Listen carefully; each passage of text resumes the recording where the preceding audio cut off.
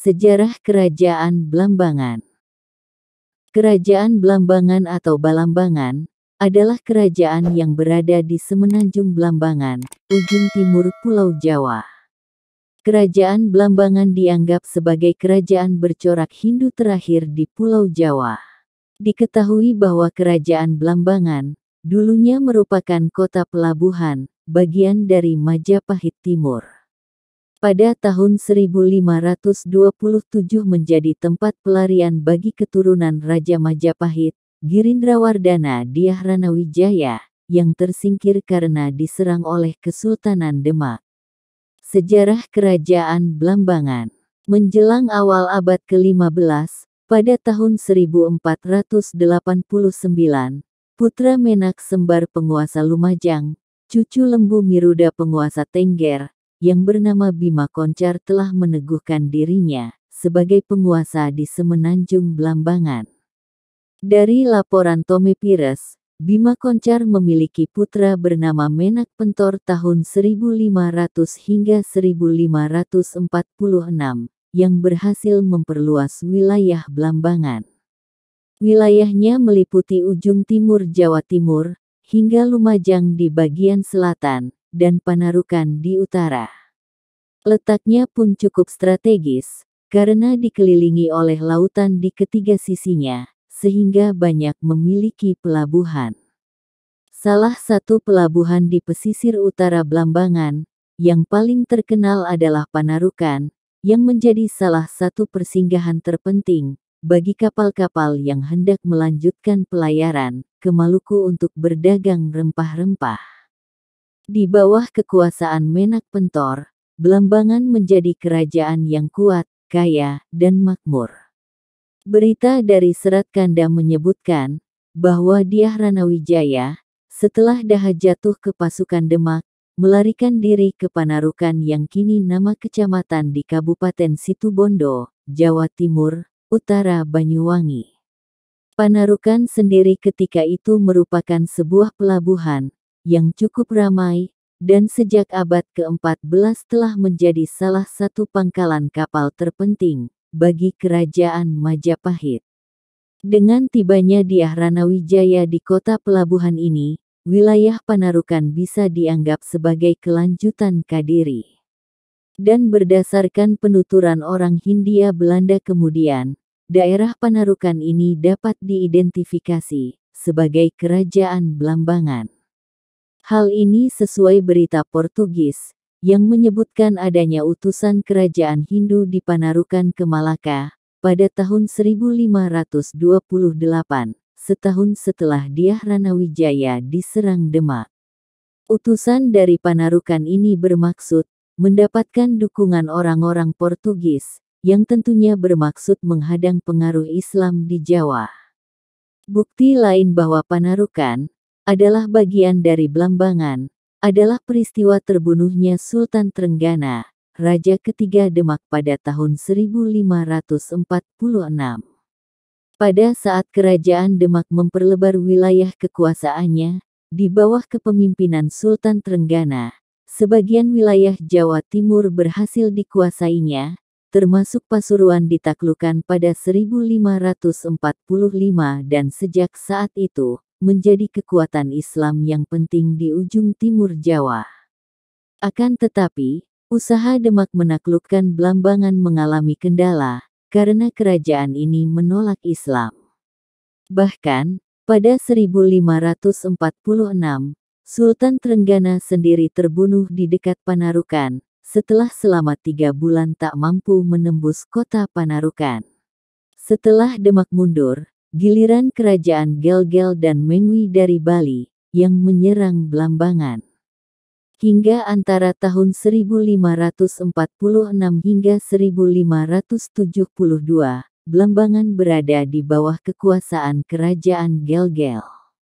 Pada 1572, Raja Blambangan bernama Sontoguno Putra Menak Jinggo, berhasil merebut Panarukan, dan memperkuat kembali kerajaan Blambangan. Selama masa kekuasaan Sontoguno, Blambangan mendapat kunjungan delegasi Portugis, yang berhasil mengajak beberapa keluarga kerajaan masuk Katolik. Pada tahun 1597, giliran Blambangan diserang dan direbut oleh pasukan Pasuruan, yang dibantu Kesultanan Demak. Setelah dikalahkan oleh aliansi Pasuruan Demak, Sontoguno digantikan oleh Pangeran Singosari, atau Prabu Tawang Alun I.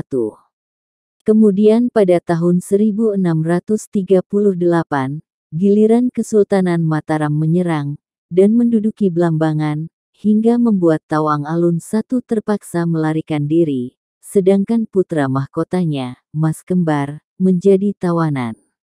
Di bawah kekuasaan Kesultanan Mataram, pada tahun 1645, Mas Kembar naik tahta dengan gelar Prabu Tawang Alun II, Blambangan kembali menyatakan diri sebagai wilayah yang merdeka, dan akibatnya pertempuran antara Mataram dan Blambangan pun terjadi kembali, dan berakhir dengan kemenangan Mataram.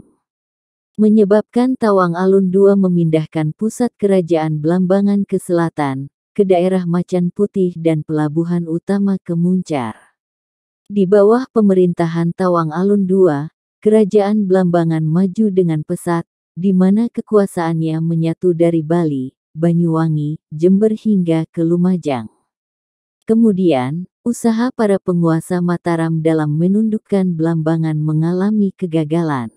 Hal ini mengakibatkan kawasan Blambangan dan Banyuwangi pada umumnya tidak pernah masuk ke dalam budaya Jawa Tengah.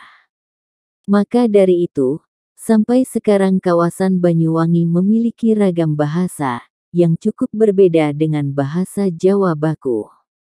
Pengaruh Bali lah yang lebih menonjol pada berbagai bentuk kesenian dari wilayah Blambangan. Keruntuhan Kerajaan Blambangan. Perang Saudara Keturunan Tawang Alun II. Ketika Kangjeng Susuhunan Prabu Tawang Alun II wafat tahun 1691, terjadi pengangkatan Pangeran Pati sebagai Raja Blambangan Macan Putih. Pangeran Pati dikalahkan, namun kemudian Pangeran Putro atau Danurejo menjadi raja. Tercatat perang saudara tersebut berlangsung lama dan baik Macanapuro, Danurejo dan Sosronegoro atau Dipati Rai sempat memimpin Blambangan menjadi raja, namun hanya sebentar mengingat perang perebutan kekuasaan tersebut terus-menerus berlangsung. Perang saudara setelah meninggalnya Sinuhun Gusti Prabu Tawang Alun II membuat Kedaton Macan Putih menjadi rusak. Akhir perang ini mengakibatkan Gusti Prabu Macanapuro, Gusti Prabu Sosronegoro atau Dipati Rai, Pangeran Pati maupun Gusti Prabu Danurejo seluruhnya meninggal. Kisah yang paling mengesankan adalah kemarahan Dipati Rai yang sangat sakti. Dia juga adalah murid Ki Buyut Wongsokaryo, yang juga guru dari Gusti Prabu Tawang Alun. Kesaktian Dipati Rai atau Prabu Sosronegoro membuat Kedaton Macan Putih hancur. Para agul-agul berperang secara lingsem atau malu. Dipati Rai yang mengamuk dan merusak Kedaton Macan Putih baru berhenti karena meninggal akibat senjata Ki Buyut Wongsokaryo, gurunya sendiri, yaitu Tuluk Ki Baru Klitik. Gusti Prabu Danurejo atau Pangeran Putro memiliki permaisuri. Mas Ayu Gending dari perkawinan tersebut memiliki putra, Pangeran Agung Dupati. Dari selir kakak ipar Gusti Agung Mengwi atau Raja Mengwi, dia berputra, Mas Sirno atau Pangeran Wilis atau Wong Agung Wilis. Karena kacaunya perang saudara, Pangeran Agung Dupati dan Pangeran Mas Sirno diungsikan. Setelah perang berakhir, Pangeran Agung Dupati diangkat menjadi Raja Blambangan, yang bergelar Sinuhun Gusti Prabu Danuningrat, memerintah Blambangan Kedaton Macan Putih pada tahun 1736 hingga 1763. Perang melawan VOC. Di akhir abad ke-17, VOC yang secara sepihak menyatakan bahwa Blambangan adalah wilayahnya, maka pada 1767 hingga 1768, terjadilah Perang Wilis, yang dipimpin oleh Wong Agung Willis melawan VOC. Kemudian terjadi Perang Bayu pada tahun 1771 hingga 1772, Perang Habis-habisan atau Puputan, dipimpin oleh Pangeran Jagapati melawan VOC. Setelah Jagapati kalah dan terbunuh, VOC mengisi kekosongan pemerintahan, dan menggabungkan Blambangan ke dalam Karisidenan Besuki, dengan mengangkat Mas Alit bergelar KRT Wiroguno sebagai Bupati pertama. Setelah dipimpin oleh KRT Wiroguno inilah dinasti Kerajaan Blambangan, secara pasti dan terpercaya telah memeluk Islam. Generasi di atas KRT Wiroguno tidak terdapat sumber terpercaya, telah memeluk agama Islam. Runtuhnya Kerajaan Blambangan, bagi Bali merupakan suatu peristiwa yang sangat berarti dari segi kebudayaan. Para Raja Bali percaya bahwa nenek moyang mereka berasal dari Majapahit. Dengan masuknya Blambangan ke dalam kekuasaan VOC, Bali menjadi lepas dari Jawa. Silsilah Kerajaan Blambangan. Silsilah Wangsa Blambangan. 1. Empu Witadharma. 2. Empu Bajrastawa. 3. Empu Lempita. 4. Empu Genijaya. 5. Empu Wiranata. 6. Empu Purwanata atau Ayah Ken Dedes. 7. Ken Dedes. 8. Mahisa Wongateleng. 9. Mahisa Campaka. 10. Diah Lembutal. 11. Raden Wijaya. 12. Tribuwana Tunggadewi. 13. Hayam Wuruk. 14. Bre Wirabumi, dengan keturunan Bredaha, Suhita, Jayawardani, Suraprabawa, dan Diah Ranawijaya. 15. Minak Anisraya atau Lembu Miruda, penguasa Tengger Bromo. 16. Minak Sembar atau Mas Sembar, memerintah Pager, Lumajang. 17. Minak Koncar atau Bima Koncar, memerintah Blambangan pada tahun 1489 hingga 1500. Silsilah Tawang Alun 1. Minak Lumpat mempunyai putra yaitu Minak Seruyu, disebut juga Pangeran Singosari bergelar Prabu Tawang Alun I. Pada masa pemerintahannya, Tawang Alun I menaklukkan Mas Kriyan, dan seluruh keluarga Mas Kriyan, sehingga tidak ada keturunannya. Kemudian Prabu Tawang Alun I menjadi penguasa wilayah Kedawung Lumajang dan Candi Bangbaluran pada tahun 1597 hingga 1638. Silsilah Tawang Alun II. Putra Tawang Alun I, Mas Senepo atau Mas Kembar, inilah yang kemudian memindahkan ibu kota Blambangan ke Kedaton Macan Putih yang sekarang daerah Macan Putih, Kabat, Banyuwangi, bergelar Kangjeng Susuhunan Prabu Tawang Alun II, di mana dia memerintah pada wilayah Kerajaan Blambangan 1649 hingga 1691.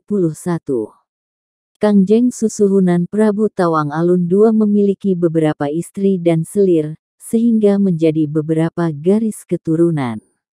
Arkeologi. Beberapa penemuan sejarah yang menjadi objek cukup menarik dari peninggalan Kerajaan Blambangan adalah Tembok Rejo, berupa tembok bekas benteng Kerajaan Blambangan sepanjang lebih kurang 5 km, terpendam pada kedalaman 1 hingga 0,5 meter dari permukaan tanah dan membentang dari Masjid Pasar Muncar hingga di areal persawahan Desa Tembok Rejo. Siti Hinggil atau oleh masyarakat lebih dikenal dengan sebutan Setinggil, yang artinya Siti adalah tanah, Hinggil atau Inggil adalah tinggi. Objek Siti Hinggil ini berada di sebelah timur pertigaan Pasar Muncar, atau lebih kurang 400 meter arah utara tempat pelelangan ikan. Siti Hinggil ini merupakan pos pengawasan pelabuhan, atau Syah Bandar yang berkuasa pada masa Kerajaan Blambangan, berupa batu pijakan yang terletak di atas gundukan batu tebing, yang mempunyai keistimewaan untuk mengawasi keadaan di sekitar Teluk Pangpang dan Semenanjung Blambangan. Beberapa benda peninggalan sejarah Blambangan yang kini tersimpan di museum daerah berupa guci dan aksesoris gelang lengan, sedangkan kolam dan sumur kuno yang ditemukan masih berada di sekitar Pura Agung Blambangan, yaitu di Desa Tembok Rejo, Kecamatan Muncar, Kabupaten Banyuwangi. Di samping itu pada lokasi Keraton Macan Putih, di daerah Kecamatan Kabat didapati relief arkeologi dan benda-benda yang terkubur saat ini di lokasi seluas 44 hektar, yang telah menjadi persawahan dan kebun. Sering didapati benda arkeologi milik kerajaan. Beberapa puing tembok batas kerajaan pun terkubur rusak dan hancur. Masyarakat setempat sering memindahkan dan atau menyimpan puing-puing tersebut. Ditemui juga beberapa koleksi di beberapa museum di Belanda yang berisi gambar, foto maupun artefak Keraton Macan Putih. Setelah Keraton Macan Putih hancur, penerus Raja Blambangan yaitu Mas Jaka Rempek, mendirikan Kerajaan Bayu, yang berada di sekitar Rawa Bayu. Kerajaan ini tidak bertahan lama, karena Perang Puputan Bayu tahun 1771, yakni dalam hitungan bulan saja di sini dapat ditemukan beberapa sisa artefak dan bekas peperangan dengan VOC. Hingga kini meskipun kerajaan sudah hancur, para kerabat kerajaan secara turun-temurun tetap menjaga beberapa pusaka penting peninggalan kerajaan.